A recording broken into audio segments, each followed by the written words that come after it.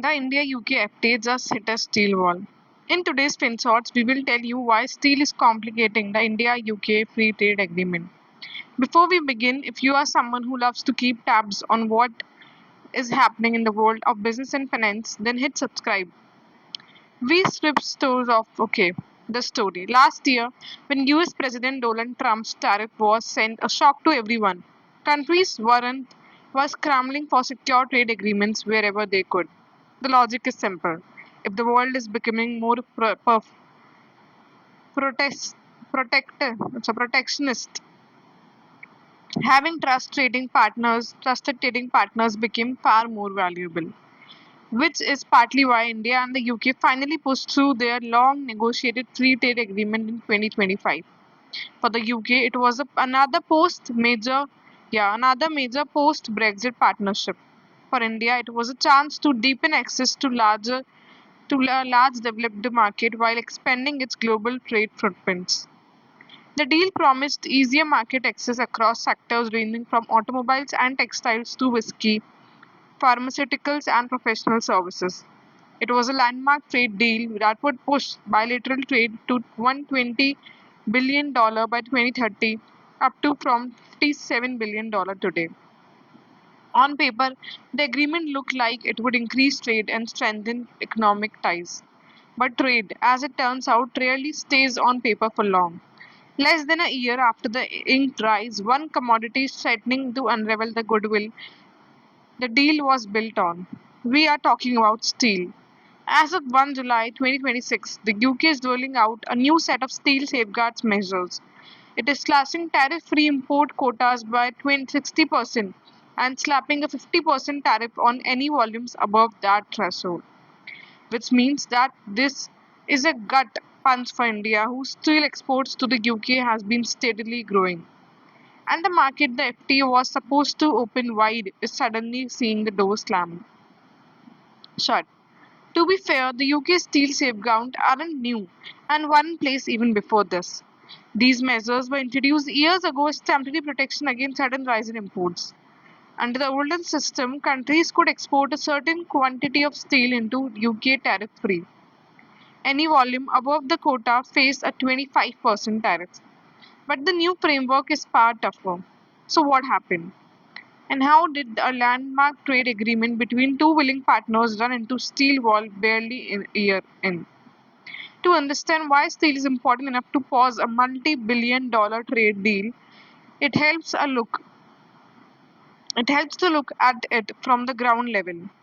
Picture one sheet of steel. On its own, it looks simple, grey, metallic, and unremarkable. But to an industrialist, an economist, or even two leaders of two major countries, that single sheet represents much more. It could become the next pillar holding up an industrial park, or the body of the next car rolling off an assembly line, or even a wartime asset used to make artillery shells, tanks, or military equipment. Steel sits quietly beneath modern economies, which is exactly why countries become extremely sensitive when global markets around it begins to break. And that sensitivity has only grown over the past few years. According to the Organization for Economic Cooperation and Development, global steelmaking capacity is expected to hit 2.55 billion metric ton. This is the fastest expansion since 2009. But demand hasn't kept pace. In fact, surplus capacity alone was estimated at nearly 680 million tons in 2025. Much of the excess sits in China. See, China built a steel industry to feed one of the greatest construction booms in history. Factories, highways, railways, apartment buildings. For decades, the country consumed steel at a pace the world has never seen.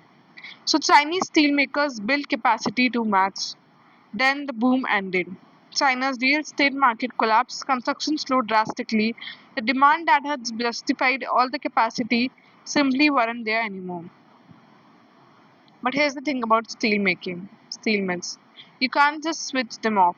The cost of keeping them running are often lower than the cost of shutting down. So the mills kept going on producing steel that China no longer needed. That steel had to go somewhere. And in 2025, it went everywhere. China exported a record of 119 million metric tons of steel at prices so low that steelmakers in Europe, the UK, and across Asia couldn't come to it competing.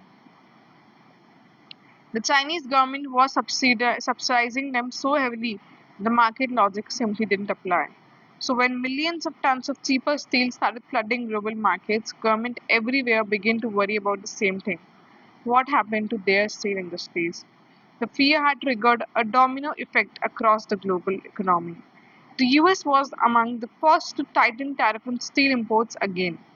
The European Union, followed by strengthening its own safeguard measures, worried that steel blocked everywhere would simply get redirected into European market instead.